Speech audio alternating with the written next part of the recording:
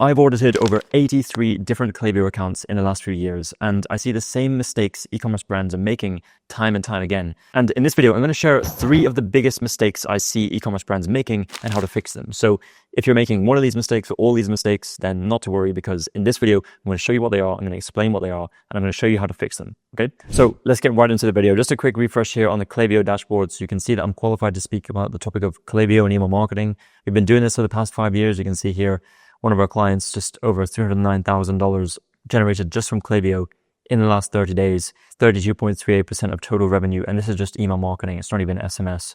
SMS is on a different platform. So with that on top of email, it's even more than 32.38%. And as I mentioned, we've been doing this for e-commerce brands for the past 5 years. And what we do is we manage everything Klaviyo related. So when it comes to strategy, copywriting, design, implementation, your email marketing calendar, and also SMS as well, we manage all of that for a handful of 7, 8, and 9-figure e-commerce brands. If you're doing at least 7 figures per year as an e-commerce brand and you're looking for someone to handle your email and SMS marketing for you and really drive up that lifetime value, increase the revenue that's driven from email and SMS, then we might be a perfect fit for you. So what you can do is you can come down below this video, just scroll down, you'll see the first link right here. If you click that link, it's going to open up this page on my website. You can book a call directly with me. Just find a time that works best for you. And you can also see some of the brands we work with, some testimonials we received, both written and video testimonials on here as well.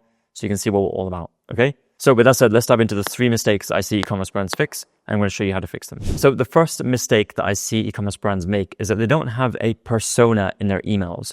And what this is, it's in the email signature of your emails. You're signing off with a human, and you include a photo and a name, and sometimes even a signature as well. And the reason why this is important is because your customers now associate a human with your brand, and they're more likely to build connection with another human rather than just a faceless brand. Okay, so rather than just getting an email from Apple, it's Sarah at Apple.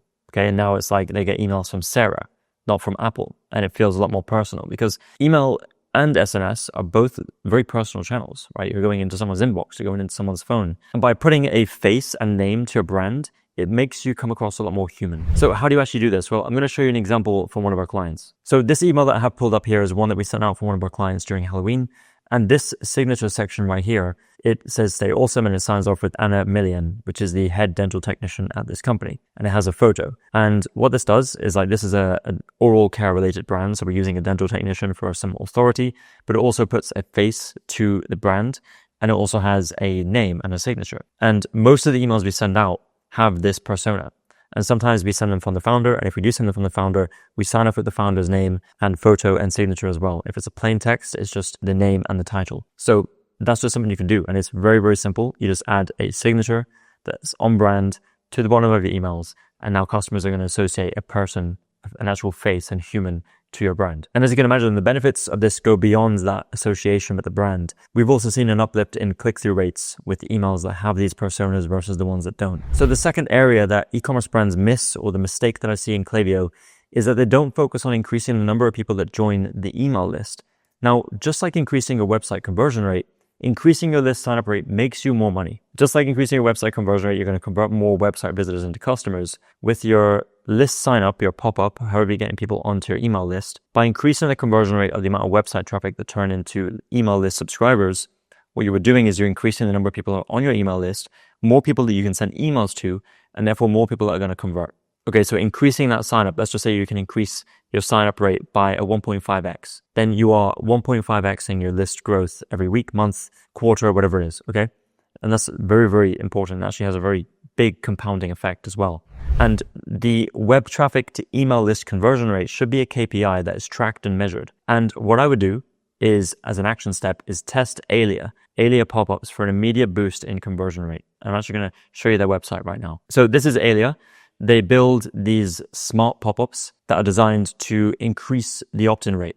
Now, we're seeing opt-in rates above 15%, which is pretty crazy considering the fact that Klaviyo's native builder, we've been able to achieve decently high opt-in rates depending on the offer, depending on the market, competition, all that stuff, of course, varies and it impacts the conversion rate wildly. But just to give you an example, where 5 to 6% Klaviyo conversion rate was considered very good for some brands and offers, getting a 15% is a 3x, right? And a 3x in list growth is, has a huge impact on the email list growth, and therefore the revenue is generated from that platform. So you can come to their website, you can have a look around, you can read more about, how it actually works and all that stuff. But Just wanted to share this with you because this is a very easy thing you can just test out, and it can very quickly lead to a lot more revenue being driven from email. So the third mistake I see is that there's missing DNS records. Now, this is when there's a missing DKIM, DMARC, or SPF. Now, it's very rare that I've come across a brand that is doing decently well, like 7 figures a year at least in revenue, and they don't have any of these set up, right? Usually there's like at least 1 or 2 in place. And what's more common is that there's only 1 missing. So usually it could be DKIM, SPF,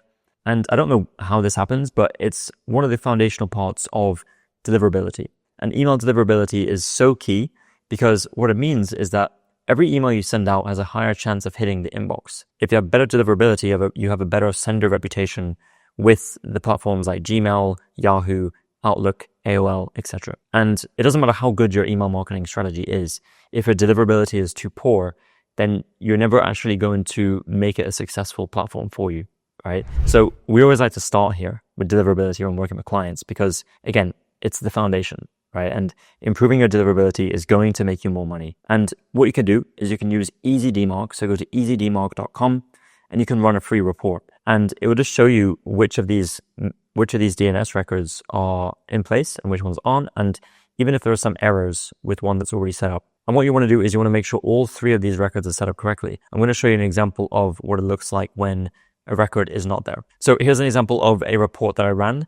And first of all, the DMARC record has a warning. Now, this is not a huge deal depending on what the warning is for. The P is set to none, basically means that it's not as strong policy as you could have. You could have a P equals reject. P equals reject is something that you have to build up towards if you're pretty new to introducing your DMARC. If you've had your DMARC for a year or more, you can increase the P equals to reject instead of none or quarantine. Having it as none is still fine, but yeah, it can be stronger.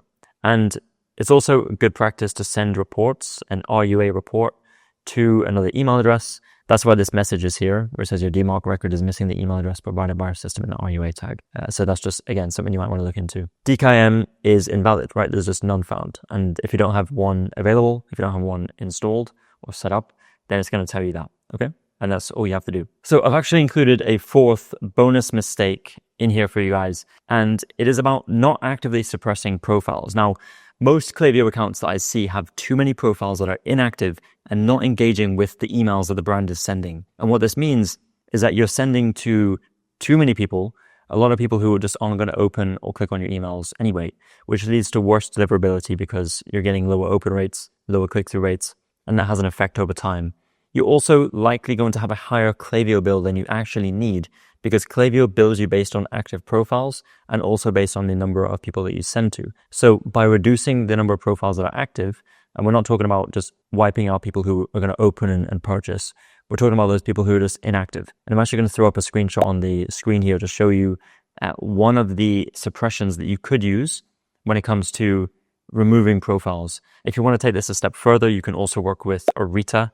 They're one of our partners. We've been working with them for a few years. But Arita, they have this system that actively suppresses and unsuppresses profiles based on website behavior. They have a machine learning algorithm which detects which profiles should be suppressed and which ones should be unsuppressed at any given moment in time. It's pretty cool software. If you're doing high 7 figures a year, at least, I'd recommend checking that out because, yeah, it has helped us a lot with this thing. So there you have it. Those are 4 other common mistakes that I see inside Klaviyo accounts when I do these audits. And if you want me to do an audit of your Klaviyo account, we will actually look into the account, see if we can actually help you increase your revenue and increase your lifetime value based on where the account currently is and the opportunities that we see with our strategy and the way that we approach things. If that is something of interest, you can click down below the first link in the video description, as I showed you at the beginning of the video. It will take you to my calendar. Book a time to have a chat with me, and we'll see if we can help. All right, that's it for this video, and I'll see you in the next one.